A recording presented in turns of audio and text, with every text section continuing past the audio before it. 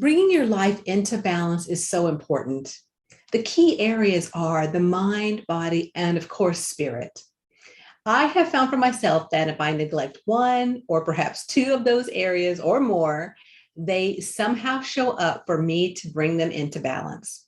So, in this episode, we are going to dive into the body and embracing some key areas to help keep it strong and healthy. My guest this week has been on her own courageous journey to health, and she is here to share some amazing tips, tools, and her new book with us. Her name is Marcela Benson, and she has taught conscious eating with Dr. Cousins all around the world, organizing week-long intensives in Argentina, Peru, Brazil, and Spain. She has studied superfood nutrition, Ayurvedic science, Chinese tonic herbalism, Amazonian herbalism, crystal and zero-point energy healing, healing with gems and stones, topical placements and application of quartz, and vegan and raw nutrition at some of the top institutes in the world. All of these modalities and more are an integral part of the tools she uses, which is in her life's work and in her daily life.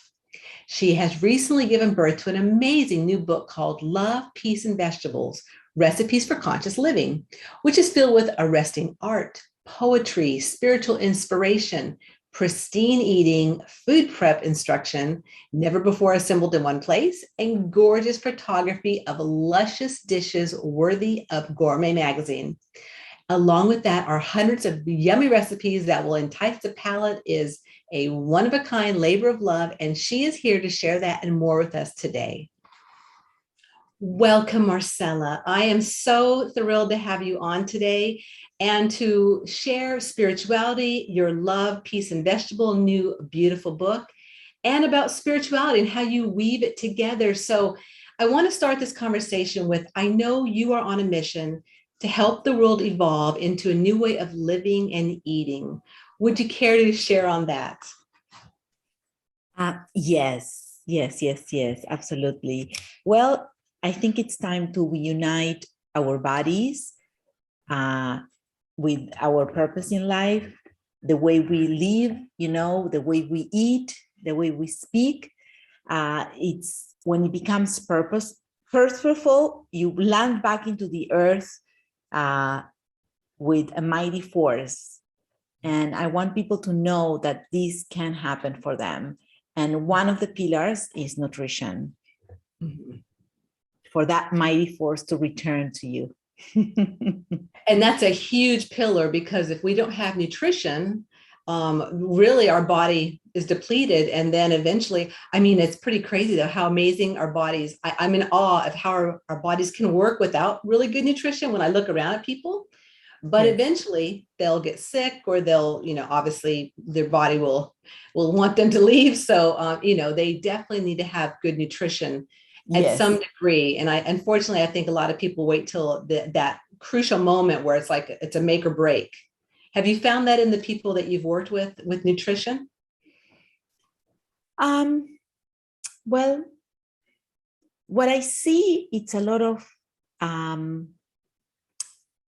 ignorance, even people who think they're eating healthy. Nobody really knows. And I'm surprised because, yes, people who are eating organic already, they have a good advantage. Yes, that's a good thing. But I see that there is a lot of not really knowing in all group ages, from parents to children to grandparents. And I'm basically seeing, I'm eating the way my parents were eating, the ways the parents and the grandparents were eating. And there is a whole thing about comfort food. And there is a whole thing in the United States specifically about rewards with food. In the school, you finish this project, we have a pizza party. In this, it's all about the food all the time. And it's so ingrained that this is what we need to detangle and realize that in many ways, if we want to make changes, we are the food we eat. And yes, so if we want to make changes from the root we need to change the way we eat. And the way, when we change the way we eat, see, we're not only changing ourselves, we change our surroundings, we change how we farm in the world, we start getting in touch with the soil, because if we are eating organic vegetables from a depleted soil, what good is that?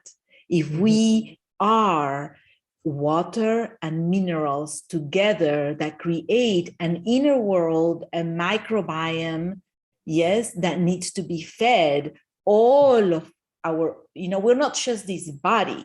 In our body, there is many things, through the blood, through the skin. We have a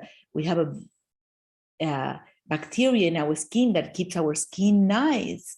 We have in our hair bacteria that it's good bacteria. When you have bad bacteria, you have dry hair, you have a bad hair day, you have smelly hair, you see? So there is many components on understanding and wanting to learn about the natural world and nutrition as your base for spiritual life and becoming who you really came to be. I love that. And so with your beautiful book, I've been diving into it lately, and I notice what I love about it is that you do go into even things in our house, like our microwaves and the way we cook and the products we cook with, and what do we do and how does it affect us, and the foods we eat and the way the foods, like the fish and etc. So you really dive into a lot of components in this book on how to, it feels like really like a whole spectrum of, the full spectrum of how to move forward in a different light with, I was even reading about the dental with the mercury, because a couple of years back, I was guided to get it all out of my system. So I took all the mercury out of my teeth, and I went through a huge detox shift during that time, because I had quite a bit in my mouth. But it's just interesting. I want to share that in this beautiful book you have, that there are so many different aspects to being healthy versus just the beautiful recipes and the vegan aspects of living. But you bring forth a lot on that path to wellness, which I just want to honor and say it's beautiful, Marcela. Oh, thank you. I do my work with a lot of love, because I do believe in the health of humanity. I believe on the health of the earth. And I do believe in the goodness of the human being. I have traveled around the world, and I have seen so many beautiful human beings. And I believe in the power of each and every one of us to wanting to change, to wanting to upgrade our life. And through that, we upgrade everybody else's life. And I think that power needs to come right back into us. The understanding, that what you do matters. How you eat matters. What you learn matters. And it changes the world, and it makes what's to come. So whatever we have right now is wherever we were back then. Right. We're not separate. Definitely. And I would love for you to share your path to wellness, because you didn't start out in this certain way. You've come a long way, like a lot of people. But could you share that with us, my listeners? That would be lovely. Yes, of course. Well, my path to wellness started, understanding, seeing my father being a diabetic all his life. I was born already, and my father was already a diabetic type 2. And he was obese also, and all his brothers were obese, and all of them, may all rest in peace,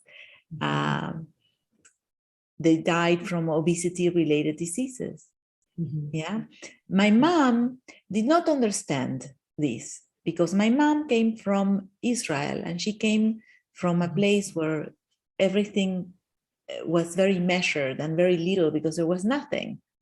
There was war when she was born, and there was, it was difficult times. So for her, when she married my father, and he was a big guy, back in the days, it used to be a sign of health and a sign of abundance. And they didn't really know that this was really because of excess food, excess sugar, bad oils, you see. My grandmother, my mother's father, she was an incredible cook. And my grandmother from my mother's side, she was not an incredible cook, but she followed through the whole house, all of us, with artichokes, with tomatoes, you know. So she had the effort, please eat, please, this is good for you. That's all she knew, that it was good for us, and we should be having tomatoes and artichokes and the heart of the artichokes, because that was what she knew. It was great to grow human beings.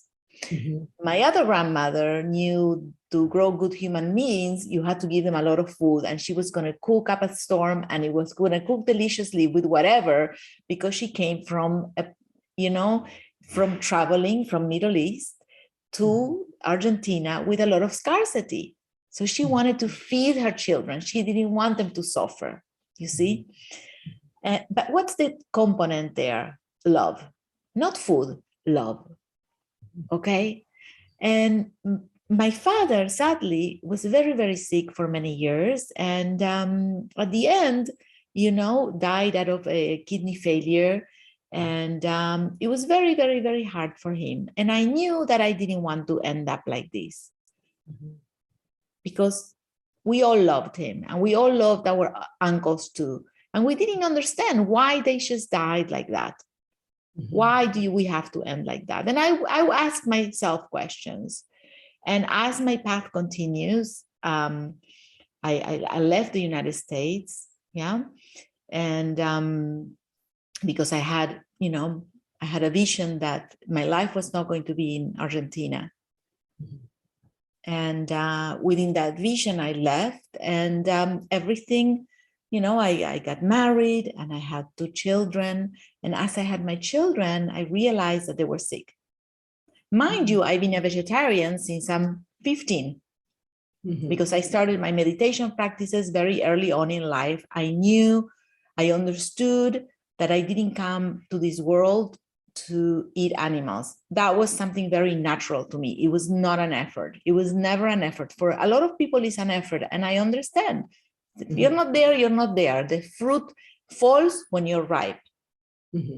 And it will fall how it would fall for you, not like it's falling for me. Everybody has its own personal relationship with the divine. And I always I allowed for that in my book.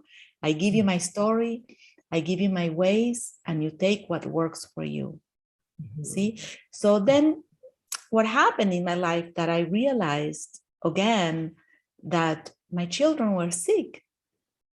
And this was something that really touched me. And I said, there is no way. I'm not going to medicate my son for attention deficit. I could see that he was smart. And not only he was smart, that he was ingenious, that he had stamina, and he would pay attention when he was in his focus mode. Yes. And then with my daughter, she had croups, undeveloped lungs, and she would end up in the hospital with steroids. And usually croup doesn't go until you are 7 years old. And I realized that even though I was vegetarian, my home was almost vegetarian. It was not healthy. It was not healthy. But I had no idea, because I figure, I'm vegetarian, I'm much better than anybody else. Yeah. Because that was the thought back in the days, that's an upgrade. Great. Or I'm vegan. Oh, that's an upgrade. Yes, it is an upgrade, but it's not all. You have to understand what you're doing with whatever diet you're doing. Yes. Or whatever nourishment you're going to take. So that's when I said, okay, I need to learn. I'm not going to leave this up to somebody else to make decisions for me. For me, it was not something that I came to do. Just here, fix them. I wanted to know why. I wanted to know why. So I researched, and then it took me 3 months to read a pile of books. I went to every bookstore. Why is my son, why is the smart child is not performing in school? Why is this, why is that? And everything that I read took me to diet, took me to nutrition. And I changed his diet in a week. My son really made a huge advancement. And I knew that we could do this. See, and then with my daughter, that's when I met my teacher. When my daughter, I met my teacher and I went to study with him in Arizona, Dr. Gabriel Cousins, who wrote plenty of books in spiritual nutrition, conscious eating. There is a cure for diabetes, which I wrote some of the recipes and I edited the last version, which is a phenomenal book. Even if you don't have diabetes, read it because you're going to understand a lot about your health, you see? And this is when really I understood that I can do this. I can understand herbs, and I studied Ayurveda, and I studied Chinese medicine, herbalism. I studied how to understand the doshas, spiritual fasting. And this is when I got my true education with Dr. Gabriel Cousins. And also more of my education and my path became true when I started teaching with him. And I taught for many years around the world. And this is how my book also came about, from teaching and teaching and teaching and teaching. Everybody was like, Marcela, you have to do a book. Marcela, you have to do. I said, okay, I guess I have to do a book now. It's time for that book. Yeah. And mind you, it took me 10 years because I had zero skills, I had zero skills, but I had, the relentlessness to wanting to leave something good to the world. I said, if I want to leave something good to the world, I want the world to have a piece of what I had in my life. And what I had in my life is a lot of good teachers. Not only Dr. Gabriel Cousins, I had teachers that loved me unconditionally and adults that really did love me unconditionally and purely, and taught me the love of reading and taught me the love of the body. I had one of my teachers who just passed away about a year ago, Esther Marcel.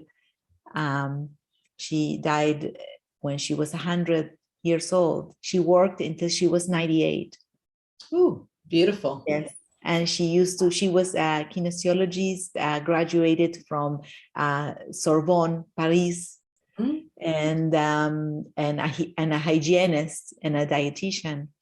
And she used to work with obesity. So I was to go to her when I was 13 years old until I was 17, something like that. And we always kept in touch.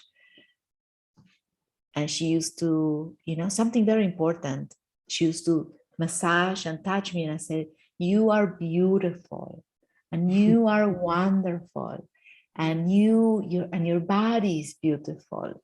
And you see, we as human beings, that's why I call my book Love. It's the first word you see, and it's big because it's not only nutrition. The thread that unites us all is this true love that runs through every venue of our lives. We just need to learn how to go and gravitate towards that more and more and more. Well, it's interesting as you talk about how you journeyed around the world and did a lot of training in different places, that this book is like a journey. That's what I look at it like. I mean, I know it has different parts and etc., but my goodness, it's a journey, and I feel your beautiful essence and soul in it. It's just an amazing book. It really is. And I love too the fact that you interwove a lot of your stories in it, as well as poetry and spirituality, and that expression of love in the book is just beautiful. And so how did you come up with the different aspects of bringing that forth in the book? It really, because I had no skills, I sat with myself. That was when I started in Argentina. I remember after teaching a huge class, a very successful class with Dr. Gabriel Cousins, I remember coming out of the class and telling him, oh, I feel like I gave it all today. And he was laughing, because, for me was, and a week after he left, after the class, I sat down with myself and I said, okay, if I'm going to do this, how am I going to do it? So I asked myself, I went into asking myself, okay, I'm going to write a table of contents first. And I wrote a table of contents. Believe me, it's not the same table of contents that I have now. And then all of a sudden, it was kind of like, here it goes. And it built and it built and it built until it became this. Mind you, I took out 150 pages out of this book. Wow. And it's a big book already. Look, so this book is 444 pages. And wow. Yes, it's huge. And it's like an encyclopedia. Yeah. And and I just kept on going until one day I printed all out and I said, oh, that's a lot. Right. And then, of course, a process with the editors and this and that. And then we were able to take out 150 pages out. And, writing a book, it is a process. And sometimes when you're going into a part of your life when you have no skills, and this goes for everything, it can feel like a struggle. I felt, it took me 10 years, no joke.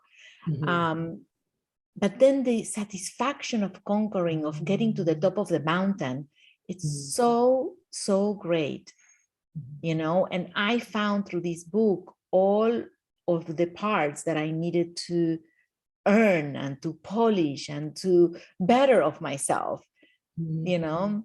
so. It sounds like you could do a volume 2, right? You're like, oh. I saw, you know how many times I said, oh, I'm not doing this again, ever again. And I already have 2 more books on the pipeline. Oh, there we go. Yes. And then my friend, who's my editor also, who's my chief editor, says, don't say that, because that's usually once you catch the bug, it's big. And I'm like, oh, no, don't tell me. This is way too hard for me, way too many hours of sitting down, but that's what it is. But it's a labor of love. And like I said, your soul is within it. And it is a beautiful thing that you have created for really everyone to enjoy and to embrace, and to, like you like to say, to love yourself fully. That's what this book is about, loving yourself fully. Yes. And I wanted to create it in a way that was so beautiful that when you put it in your coffee table in the house, or when you put it in your kitchen, you will just see everywhere the word love. Like today, I opened it up to put it here, and the first thing I saw was the word, I was like, oh, this is so nice. Or, when you give it to somebody, the first thing they see is love, because you really mean it, And we need things in our life that reminds us of love all the time, because I don't have to say why, but we need it. We need it. So this book was kind of like that. I wanted to inspire everybody to bring more love into their lives besides nutrition, because nutrition also is in an influx point, of not loving yourself or forgetting about yourself. And who is yourself? Also, that self is not just a self out there. It is your body, Here you are in your body. Here is where you rule. You see? And most people have a hard time with loving their body. Yes. Which is sad, because you're right. I mean, this is, enjoy every aspect of yourself, but I do understand. I mean, it depends on how they're feeling about themselves, the concepts and beliefs they might be holding on to from their family, from, when they grew up, and the things they've gone through in their life. And it's a challenge. So I love that fact of, yes, because when you do look at the book, the first thing you see is love. And it invokes that feeling in myself, and looking at the beautiful artistry that you've created in this book. It's beautiful. Yes, and we have also art in this book. I have to tell you that every part of the book has a huge intention. From the art is made by Made Griawan, who is a Batuanese style painter from Indonesia, Bali.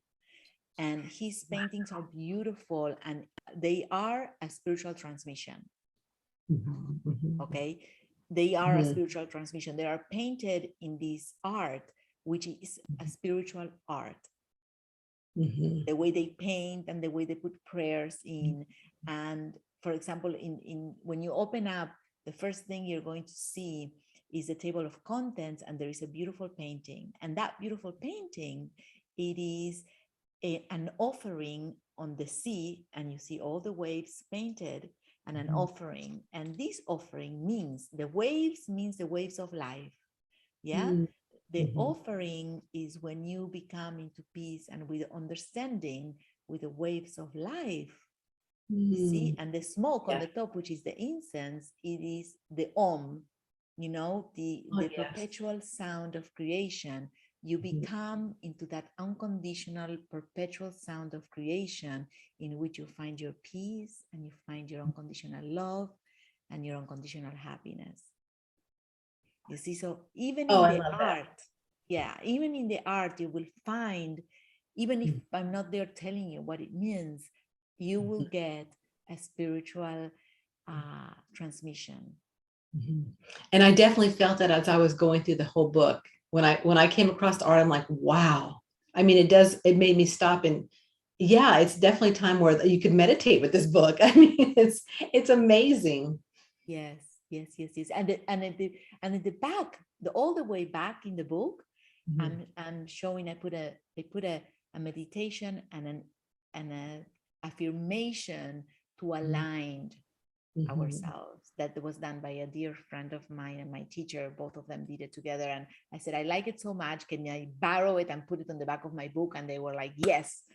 Oh, it's beautiful, beautiful, beautiful, Marcela. So share with the listeners, besides obviously obtaining a beautiful copy of your book, which I will have in the show notes that had the link to it, but tell us, so how do you work with your clientele, and how can they access what you're about with nutrition and spirituality?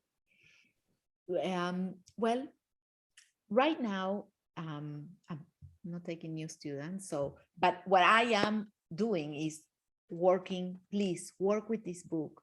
You have me 100% here. Really, really work with this book. This is, if you want to work with me, work with this book. But how I work with my students, for example, in many different levels. I work with frequencies.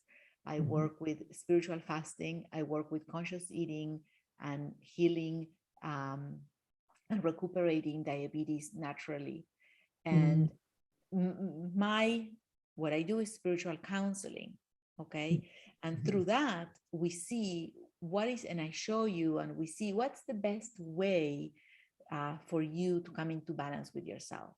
Yes, see? And through different methodologies, as looking at the dosha, looking at the oxidative profile. The oxidative profile is just a questionnaire that lets me know in which range of plant protein you might fall, and we should be investigating. See, so I show you, because each and everybody is different. So I show you how to investigate for you to learn the ins and outs of the nourishment for your body. Putting it back in their hands. I love that. Absolutely. Taking it back, coming back into your body and seeing what works and what doesn't work for you and for your constitution and your cosmology also. Beautiful. Because as a leader in a field, all that you can do is really share what you put together for yourself, some of these beautiful tools like this amazing book, and then it's up to each individual person as to how they embrace it or don't embrace it, because it's their free will. Yes. Yes, absolutely. Nothing is an obligation. It's your choice. That's why, you want to do this. Okay, it's your choice. You came here to experience it. So Have at Have it. it. That's right. That's right. And then if you feel like you resonate and like this and you need, then it's like, okay, great. Let's see what we can create together. Mhm. Yes. So Well, Marcela, it has been such a joy having you on today and sharing you with my listeners. I thank you so much. I wish you so much love and success with this book, and I'm going to embrace it in my life and start really working with a lot of the concepts and the beautiful recipes you have. So thank you so much for coming on today. thank you, dear. I really appreciate you having me. And try, you see, I have a lot of the recipes, like the miso soup, miso Mhm. healthy. They're like 5 minute recipes. A lot of Mhm. them are master recipes, but the Mhm. soups are all very easy. All the sauces are super easy, and you have like high protein sauce.